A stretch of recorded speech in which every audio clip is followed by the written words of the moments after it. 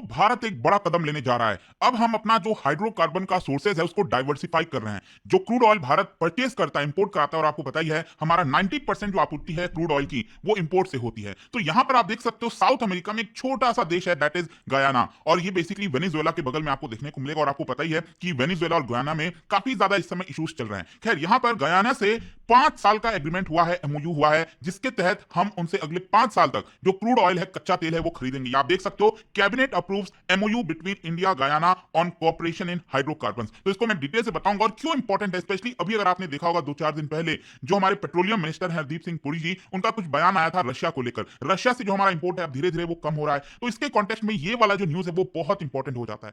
चलिए शुरुआत करते हैं और सबसे पहले ये देखते हैं कि एग्जैक्टली हुआ क्या है। देखिए यहां पर जो मेमोरेंडम ऑफ अंडरस्टैंडिंग है उसको अप्रूव कर दिया गया है यूनियन कैबिनेट के द्वारा। मतलब हरी झंडी दी गई है कि भारत और गयाना के बीच में 5 साल का ये जो एमओयू है वो यहां पर फाइनल हो चुका है। और इसके तहत जो हाइड्रोकार्बन सेक्टर है, मतलब कि जो क्रूड ऑयल का बेसिकली इंपोर्ट है, वो भारत अगले 5 साल तक गयाना से कराएगा। मैं आपको ये बता दूं कि सिर्फ ये इंपोर्ट की बात नहीं है, ये जो मेमोरेंडम ऑफ अंडरस्टैंडिंग साइन किया गया है ये बहुत ही ब्रॉड बेस्ड है। यहाँ पर जो टोटल जो कहते हैं ना, यहाँ पर जो सप्लाई चेन पूरा वो इसके अंदर कवर किया जाएगा। यहाँ पर इसके साथ साथ जो ऑयल की डिस्कवरीज हो गई उसमें भी भारत पार्टिसिपेट करेगा। तो काफी कुछ होने वाला है। इसके साथ साथ यहाँ पर जो कैपेसिटी बिल्डिंग है, स्ट्रेंथनिंग हो गया, दोनों देश के जो बायलैटरल ट्रेड है, नेचुरल गैस सेक्टर के अंदर कोलैबोरेशन करना, इसके साथ साथ जो डेवलपिंग रेगुलेटरी पॉलिसी जो फ्रेमवर्क हो गया ऑयल एंड गैस सेक्टर में, उसमें कोलैबोरेट करना। तो बहुत सारी चीजें, इसके अलावा क्लीन एनर्जी में भी। तो जो ये जो एमओयू है ये सिर्फ इंपोर्ट कराने को लेकर नहीं है, बट ये बहुत ही ज्यादा ब्रॉड बेस है। और एक और इंपॉर्टेंट चीज याद रखिएगा, ये जो एमओयू है पिछले 2 साल से डिस्कशन में चल रहा था और ये अगले 5 साल के लिए, अभी के लिए क्या, ये 5 साल के लिए लागू किया जाएगा। और हो सकता है कि 5 साल के बाद जो है यहां पर अगर दोनों देश एग्री करते हैं तो इसको फर्दर एक्सटेंड कर दिया जाएगा। अब क्वेश्चन यहां पर सबसे पहला यह है कि कैसे ये भारत को मदद करने वाला है।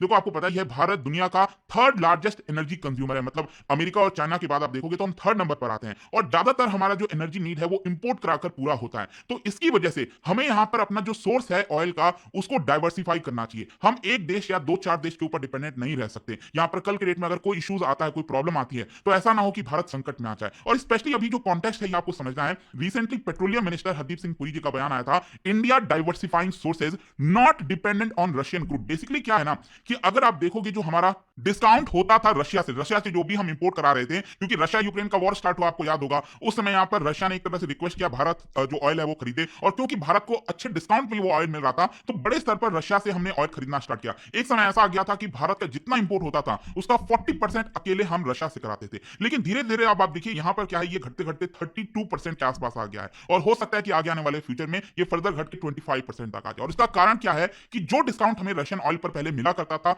अब ये नहीं मिल रहा। आप देख सकते हो रशिया का जो क्रूड ऑयल है इसका दाम पिछले 5-6 महीने से तेजी से बढ़ा है। जहां पहले हमें $65 $60 के आसपास पर बैरल के आसपास जो हमें मिलता था क्रूड ऑयल, अब वो हमें यहां पर नहीं मिल पा रहा है। और इसी की वजह से यहां पर हमने भी यही चीज कहा कि अगर हमें वहां से डिस्काउंट नहीं मिलता है तो हम अपना जो सोर्स है इसको डाइवर्सिफाई करेंगे। और इसीलिए इस कॉन्टेक्स्ट में जो गयाना से हमने ये अप्रूव किया है, जो एमओयू अप्रूव किया है, ये बहुत ज्यादा इंपॉर्टेंट हो जाता है। और इसके अलावा जैसा कि मैं आपको ये भी बोल रहा था कि ये एमओयू काफी ब्रॉड बेस्ड है। जो भारत की कंपनीज हैं वो ई&पी सेक्टर में भी पार्टिसिपेट करेंगी। ई&पी का मतलब हो गया एक्सप्लोरेशन एंड प्रोडक्शन। मतलब गयाना में वहां पर और भी ज्यादा ऑयल की जो फील्ड्स हैं उसको एक्सप्लोर किया जाएगा। वहां अगर कोई भी ऑयल मिलता है तो उसमें भारत की भी हिस्सेदारी होगी। तो उस वाले सेक्टर में भी भारत पार्टिसिपेट करने वाला है। और अल्टीमेटली इससे क्या होगा कि हमारी जो कंपनीज है, भारत की कंपनीज हैं, उनको बेनिफिट होगा, उनको एक्सपीरियंस होगा कि हम भारत के जो हमारे ऑफशोर फील्ड्स हैं वहां से कैसे हम ज्यादा से ज्यादा ऑयल और जो ऑयल है उसको हम प्रोड्यूस कर सकते हैं, जिससे भारत का जो विजन है आत्मनिर्भर भारत बनने का वो पूरा हो सके।